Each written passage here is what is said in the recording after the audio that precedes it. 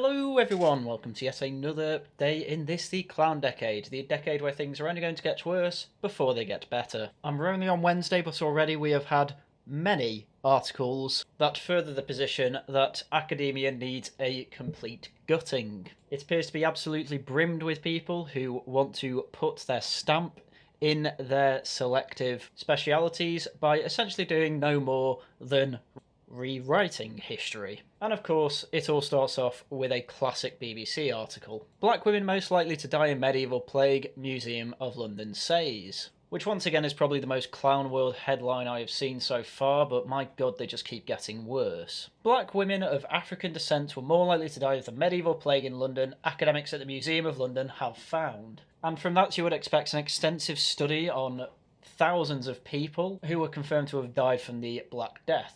The study is the first archaeological exploration showing how racism influenced a person's risk of death during what is known as the Great Pestilence or Great Mortality, or the Black Death. I don't think I've ever heard it referred to as either the Great Pestilence or Great Mortality, but anyway. The research is based on 145 individuals from 3 cemeteries, so already that's quite a small sample size.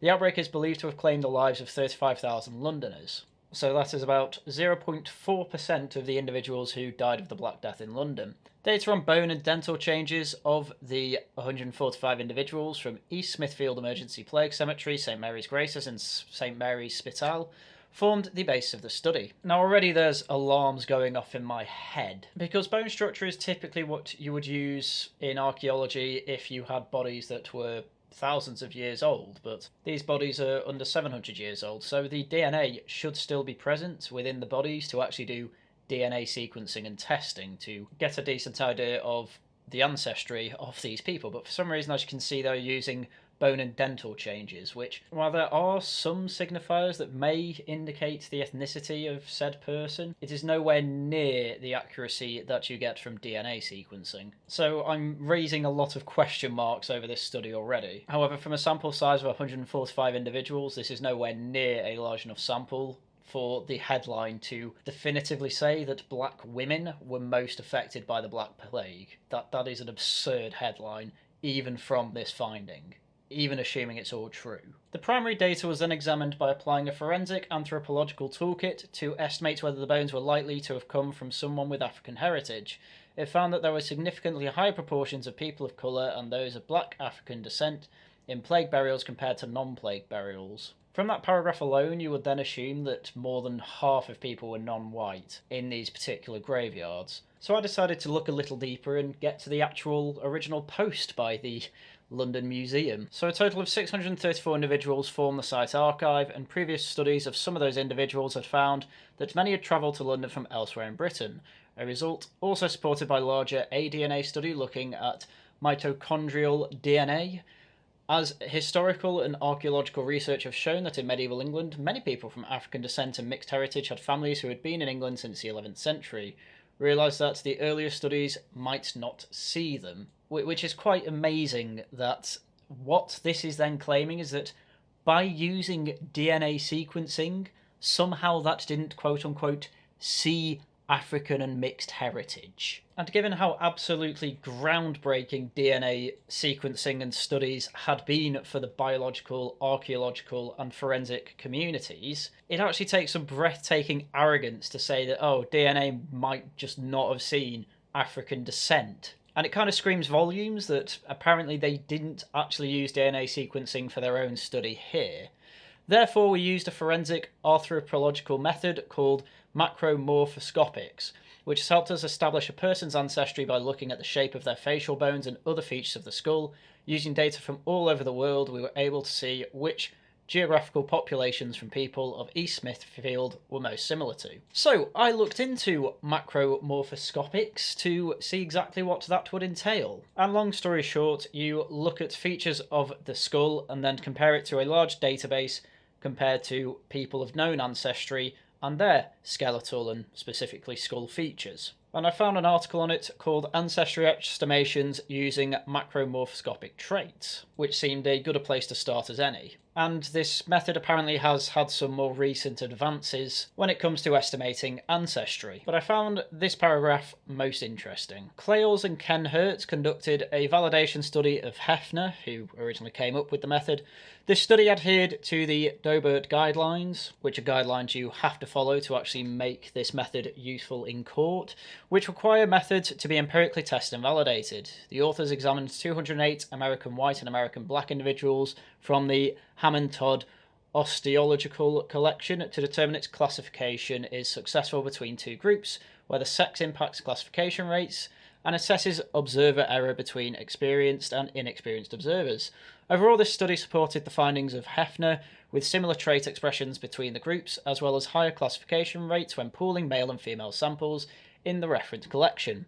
The classification accuracies ranged from 73.3% to 68.6%, depending on the combination traits used and statistical procedure applied, with rates falling to 46.7% and 64.3% when sex is included. In other words, it is somewhat accurate when you are estimating ancestry using this method, but not quite as accurate when you also try to include sex into the categorization. It's also worth noting at the end that the authors found that inter-observer error was greater between experienced and inexperienced observers than previously reported, and so they recommend that people using this method really get experienced with it before they actually trying to apply it. But having a look deeper into one of these references, named A Validation Study Examining Hefner's Cranial Non-Metric Variation and Estimating Ancestry, which was taking a look into how accurate this method actually is, there's a very interesting part in the discussion section. This research, in conjunction with Hefner's original study, provides some evidence to support the use of statistical morphoscopic trait analysis in ancestry estimation. However, both studies present some flaws that should be carefully considered. For example, Hefner's group, a large sample of 19th century American blacks with a medium-sized sample of contemporary American blacks, and a small sample of native Africans. This grouping provides a large range of traits expressions due to the different populations represented in the same group. By placing a historic population in the same category as a modern population, the analysis of trait expression may be skewed for use in contemporary forensic analysis. A historic African population cannot be expected to present the same trait expressions as a modern African American population presents, especially when individuals have lived in the US and intermarried with other African Americans for multiple generations.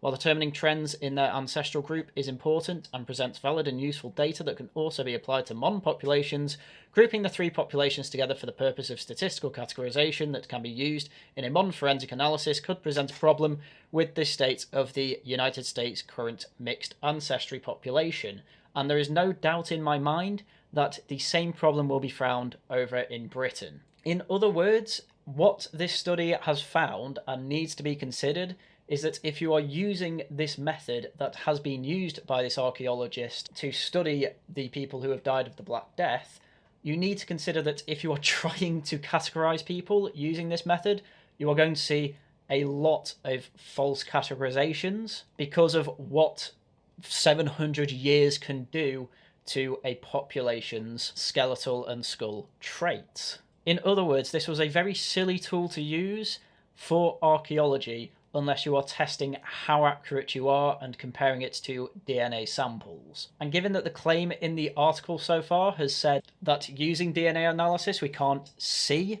African ancestry, it probably goes to show that this study is not only pushing an agenda but completely ignoring all other studies that have been done on Black Death victims. In other words, the BBC is pushing lies. So back to what the BBC have to say. The report said there is a significantly higher proportion of people estimated African affiliation in the plague burials compared to the non-plague burials, 18.4% versus 8.3%. And again, using this completely useless tool, we can't actually say that. Yet the Museum of London is pushing it, and of course they are, because it's the only way to get your name on any sort of high-profile journal these days. 4 of the female-only sample individuals of estimated African population affinity have a significantly higher estimated hazard of dying of plague compared to those with estimated white European affinity. There are no significant associations for any other comparisons. The likelihood of dying from the Great Pestilence was highest among those who already faced significant hardship, including exposure to famines that hit England during this time. The research concluded that higher death rates amongst people of colour and those of black African descent was a result of the devastating effects of pre-modern structural racism in the medieval world. And of course it does, because just repeating and bleating things like that without any actual accurate research gets you put in scientific and historical journals. I mean, you gotta really think about this. This was a plague that wiped out half of London, and you're talking about a time where, really, if there was racism, and assuming there were as many black African and mixed race people as is claimed, it's probably not really going to make much of a difference when it comes to the rat-infested city. And for some reason they're trying to make out that we had an NHS at the time and had one that was more competent than today. In reality, when you got the plague, all they tried to do was split the boils open and put leeches on you. And that was if you were lucky enough to actually see a doctor. Most people would have just died in their own homes and passed on the disease to their families. And despite all these cries of racism, there's nothing in the actual study that claims that the people of African descent were buried in any particularly different way to the rest of the people who were put in the plague cemeteries. In other words, if there was racial discrimination back in those days, it's very hard to see from this study alone. In other words, this entire thing is, as far as I'm concerned, completely made up. And British institutions are wondering why no one has any faith in them anymore. Because this isn't the first and this isn't the last time that... Because this isn't the first and won't be the last time that academics have lied about someone's race. I mean, you've obviously got Cheddar Man, which, as far as I'm concerned, is still inconclusive. But one thing that we can conclude is that the BBC play a massive part in this, because there was the Beachhead Lady, and I have covered her before, but just to quickly cover this story, because this has to be one of the funniest paragraphs I've ever read and should completely discredit anyone who has used macromorphoscopic testing in any archaeological setting. I mean, just listen to this. Kilgrove's magazine article criticises the authors for not using DNA evidence and relying instead on forensic anthropology techniques and stable isotope analysis. Whilst DNA work would certainly be interesting to read and would be both valuable and welcome, as Christina Kilgrove says, it has to be asked whether its absence really is as fatal as she suggests, and if such an absence really means that the forensic ancestry assessment of the paper ought to be largely dismissed out of hand. Christina Kilgrove is an American archaeologist, by the way, and is here saying that it is absolutely stupid to try and guess someone's ancestry without DNA evidence. That is the point of this article. In this context, it's worth pointing out that a similar combination of forensic anthropology techniques and stable isotopes, likewise without DNA, was successfully used as part of a recent, well-respected, a long way from home diaspora communities in Roman Britain's project, dealing with multiple Roman-era burials in York. And it has also been used to identify, for example, the medieval Ipswich man and the Roman-era Beachhead Lady of African descent too. So this article is trying to defend not using DNA in archaeological studies to try and estimate people's ancestry who died hundreds of years ago, and is saying, look, forensic evidence works. See what it does? Macromorphoscopic traits and analysis is very good for determining people's ancestry who died hundreds of years ago. Anyway, a few weeks later, a plaque erected by the BBC to commemorate the first Black Briton has been removed after new evidence suggests she was from Cyprus. Parish councillors in the village of East Dean in East Sussex voted to remove the plaque which dedicated to Beachhead Lady, who was apparently of African descent, who is thought to have lived here in the era of about 200 AD to 250, and has been previously considered of sub-Saharan African origin. The plaque has been put up as part of Professor David Oluska's BBC series Black and British, A Forgotten History, which was broadcast in 2016. At the time, facial reconstructors had studied the remains of Beachhead Lady and concluded that some features could only have belonged to a sub-Saharan African. But you get DNA in there, and it makes it all fall apart. If that doesn't prove that trying to use forensic tools that are only really useful in modern police investigations has very sketchy uses for archaeological studies, then I don't know what does. Clearly this method is not particularly useful for determining someone's ancestry. Clearly DNA is a hell of a lot more accurate, and you should be embarrassed if you don't use it in your study, as this study on Black death victims shows. Anyway, that wasn't the only stupid bit of history news we had this week. Academics scrap over ironworking technique buried in gibberish. Questions remain over the origin of a process to which Henry Court gave his name. And yes, this probably is exactly what you are expecting it to be. Questions about metallurgy rarely attract such controversy, but then questions about metallurgy also rarely get praised for problematizing the concepts of modernization. In other words, metalwork is usually quite straightforward, especially about its own history, but at the same time, recently there has been accusations that history is problematic. When a paper argued with a key ironworking technique had been invented by Jamaican slaves rather than a British industrialist, some said it was an important decentering of white actors in formative technological developments, or are the defenders of this new analysis, as other academics claimed on Sunday following the publication of an investigation, writing gibberish. The Times really could have written this better. The truth comes down to what may or may not have happened at Portsmouth docks. According to the conventional history, in the late 18th century, an Englishman called Henry Court came up with a new way of processing scrap iron, using rollers with grooves, as he was able to recycle it into wrought iron cheaply and at scale. The technique became known as the Court process, and obviously because it was invented by a white man, naturally there had to actually be a black inventor. While Court may have patented it, questions remain over whether he invented it. A paper published in the journal History and Technology claims he did not. At the time, there was a profitable ironworks in Jamaica, staffed partly by slaves who had come from parts of West Africa that had a long iron-making history. The other big industry in Jamaica then was sugar, which was processed by using rollers, and unlike the rollers in the ironworks, these had grooves. So just to make it clear, because I don't think the Times has done a very good job here, West Africa did have a good iron-making history, and it is true that in Jamaica there was a very profitable ironworks that was owned by a, well, the Guardian called him a white enslaver, which given he owned slaves, I suppose that's fair enough, but he was quite ignorant about the process of ironworks, and so it was basically run by the black slaves. And the combination seems to be that because in the sugar processing they used rollers with grooves, they tried it with iron and it seemed to work. But there actually seems to be no historical evidence in that ironwork that they used roller with grooves. It seems to just be a bit of an assumption. In her paper, Dr. Jenny Bulstrode at University College London said that this ironworks developed the Court process first. They tied scrap iron in bundles like sugarcane, heated the bundles in the reverberatory furnace, and then fed them through grooved rollers like those found in the sugar mill. In doing so, they transformed scrap metal into valuable iron bar. Court heard about this, she argues, because a relative of his travelled from Jamaica to Portsmouth. Her claims initially received positive coverage, but then a negative response from fellow historians. Their criticism centred around what they viewed as an absence of proof.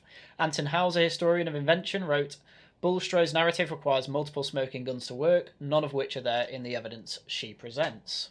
Things such as Coots getting diagrams from the Jamaican metalworks, the metalworks actually having rollers with grooves, and even that Cott's cousin actually went to Portsmouth. Because another paper written by a master's degree student as a response found that Court's relative actually landed in Lancaster and argued that in any case there was no reason to assume that he would have known about the new metalworking technique, because the claim that the new metalworking technique had been developed had no basis in fact. Which I think is my all-time favourite rebuttal. Whenever there is a ridiculous claim like this made, all someone can say is, yeah, but you have absolutely no evidence that this happened though. What you have done is just speculated and managed to get it written in a journal, and to be quite frank with you, it's obvious that the only reason it was put in the journal is because it's yet another historical falsehood that puts black people on a pedestal. That's the only reason it happened. Now, though, the journal the paper was published in has investigated, and while conceding the destination of the ship was incorrect, found in favour of its author. Amazing. In an editorial, two academics, Amy Slayton and Tiago Saraiva, from Drexel University, expressed unreserved support for Bulstrode. They added that it was important to confront the anti-blackness of Euro-American intellectual tradition. In other words, we need to put black people on a pedestal, and that when considering forms of evidence, we must be conscious that empiricism is deeply conditioned by the predicating logics of colonialism and racial capitalism. In other words, she literally made it up, and asking for evidence is racist. That is literally what two academics have said. Dr. Bulstrode said the investigation vindicated her. My peer-reviewed research, well, it's being peer-reviewed by morons. It's not exactly a great flag for your own academic career. Used a combination of shipping records, which you apparently couldn't read, old newspapers, and evidence in Jamaica, which are conventional methods of historical investigation. Yes, but again, it doesn't even sound like you could prove that the metalworks had these rollers with grooves in. The published editorial shows clear and unequivocal support for my research and methodology, and commends the accuracy of the arguments and accounts I made. And Professor David Abulafia, a historian at Cambridge University, told the Daily Telegraph he was disappointed by the journal's investigation. What I expected was a rigorous discussion of the contested points by an independent and neutral assessor.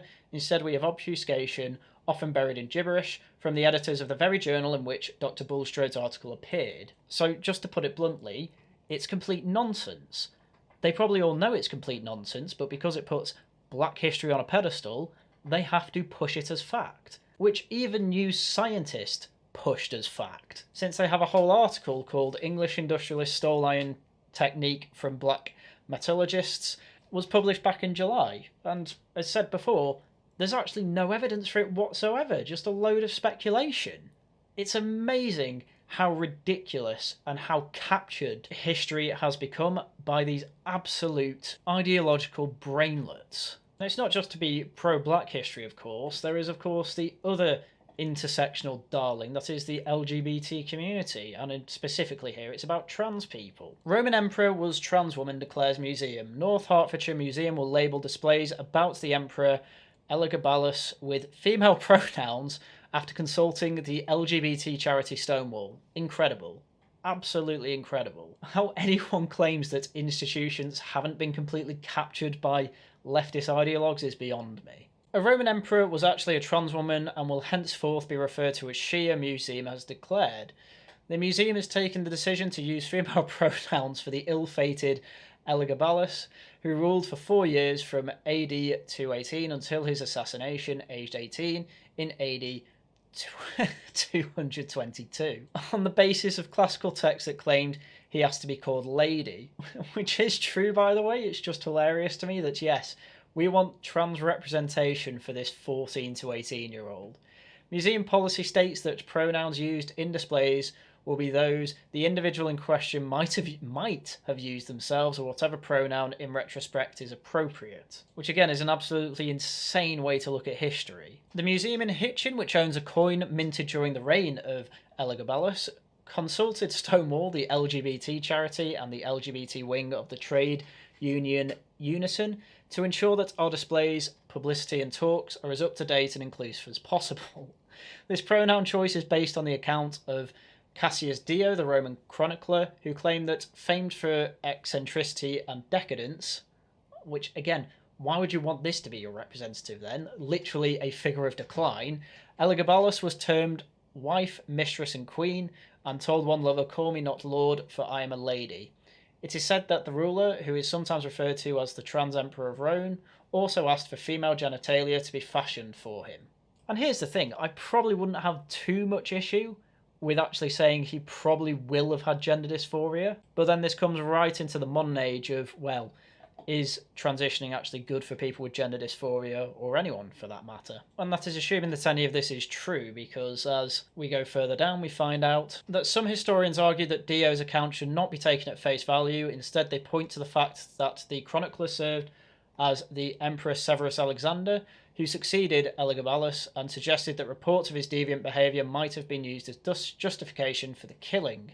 Andrew Wallace Hadrill, a Cambridge classics professor, said, "The Romans didn't have our idea as trans as a category, but they used accusations of sexual behaviour, or say as a woman, as one of the worst insults against men."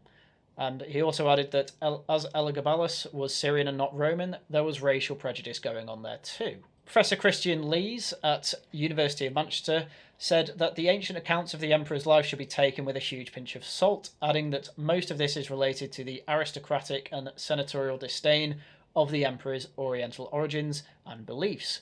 As regards to trans, there was of course never seen as a category by the Romans, but it remains the case that in times of trouble and crisis, so-called transgressions of sexual norms were the subject of scapegoating. In other words, since Elagabalus had such a bad reputation among his contemporaries and among the Senate and other aristocrats, he probably was a sexual deviant. I mean, he was 14 to 18, who at that age wouldn't be? And given he was seen as foreign to a lot of these Roman people, they made a load of stuff up about him and probably exaggerated an awful lot of things of what he said. So instead of going down that route, they are finding absolutely anything that can say, look, there were trans people in the past, and picking it up and running with it. And practically every expert in the field of history is probably shaking their heads around the fact that these 3 articles all came out in the same week. And all of them are absolutely embarrassing for the subject of history. What these people at the University of Cambridge and other professors need to do is, frankly, kick these troublemakers out. They are clearly not trying to be robust in their research. They are clearly not trying to further the subject of history.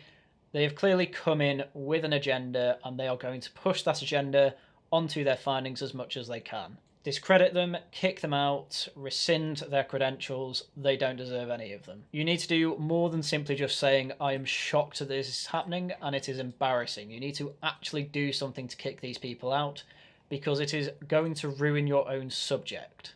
If you want your subject to be taken seriously, kick the unserious people out of it. Anyway, that is everything I had for you today. So, please, once again, do subscribe, do like, do favourite, do share with your family and friends, whatever. I'm also going to start putting these videos up on Rumble, since there has been some drama from Chud Logic that YouTube decided to just give him a community strike for saying to his audience exactly what the Nazis believe and what modern neo-Nazis believe, because apparently it's offensive.